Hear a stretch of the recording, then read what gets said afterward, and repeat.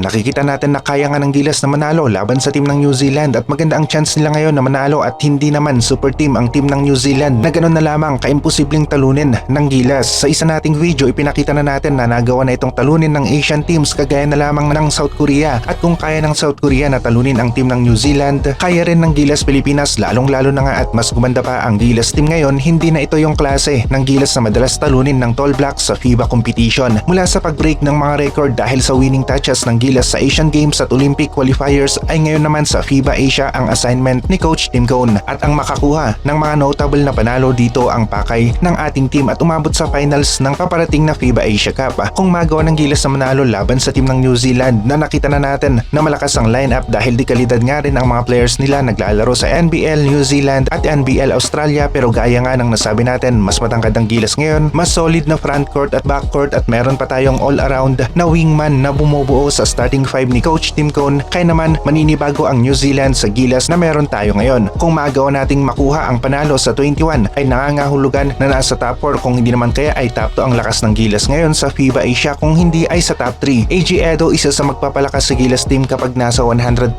ang player na ito, ay isa pa sa hindi nasusubukan ni Coach Tim Cone at hindi nga ito makakapaglaro sa ngayon. Pero kung mananalo ang Gilas na wala pa sa AJ Edo ay magandang indikasyon ito na maganda rin ang chance ng Gilas na makuha ang gold medal sa FIBA Asia Cup 2025. China at Jordan isa sa solid teams ngayon dito sa FIBA Asia, pero pinatunayan na nga ng Gilas na kaya nila ang mga teams na ito. Bagong solid team ng Japan, ito pa ang hindi nasusubukan ng Gilas at para sa atin sila ang top 2 pagdating sa power rankings dito sa Asia, sunod sa Australia at makikita natin sa 21 kung nasaan na nga ba ang lakas ng Gilas sa FIBA Asia at masasabi natin na nasa top 2 rin o rank 2 ang New Zealand sa power rankings kasing level ng Japan sa ngayon. Pero kung magawa natin na manalo laban sa team ng New Zealand ay nangangahulugan na kasing level nga rin ng Gilas ang Japan at malapit-lapit ng konti sa level ng Australia. Kakailanganin talaga ng Gilas ang lahat ng suporta na kanilang makukuha sa 21 araw ng laro laban sa team ng New Zealand at sa 24 rin laban sa team ng Hong Kong, China. Pinaka-crucial ang game ng Gilas laban sa team ng New Zealand dahil gustong ipakita ng New Zealand na mas dominant team pa rin sila kontra sa Gilas at ang Gilas Pilipinas naman gustong ipakita na kaya nilang manalo sa mga teams na kagaya ng New Zealand. Magiging isang mainit na labanan ang magaganap sa pagitan ng dalawang teams na ito, Gilas Pilipinas laban sa team ng New Zealand, dahil na rin sa pareho ang dalawang teams meron silang gustong patunayan sa laro at gusto rin nila na mapasaya ang kanilang mga solid basketball fans. Nakita rin natin ang power rankings ng Asia at number 1 ang Australia, sunod ang Japan at pangatlo ang Gilas Pilipinas, habang ang New Zealand ay nasa rank 5 naman sunod sa Lebanon. Kaya naman totoo na merong magandang chance ang Gilas at kaya nilang manalo laban sa team ng New Zealand ngayong second window ng FIBA Asia Cup qualifiers. Sayang lang at maganda sana sa rotation ng mga big si AJ Edo, pero ayos lang yan. Hayaan natin siya na makarecover at sa Kaiju at Kraken na muna tayo dito sa second window. Kayang-kaya ng combo bigs na ito na depensahan ang loob ng paint at kaya rin nila na maka-score sa area na ito ng basketball court.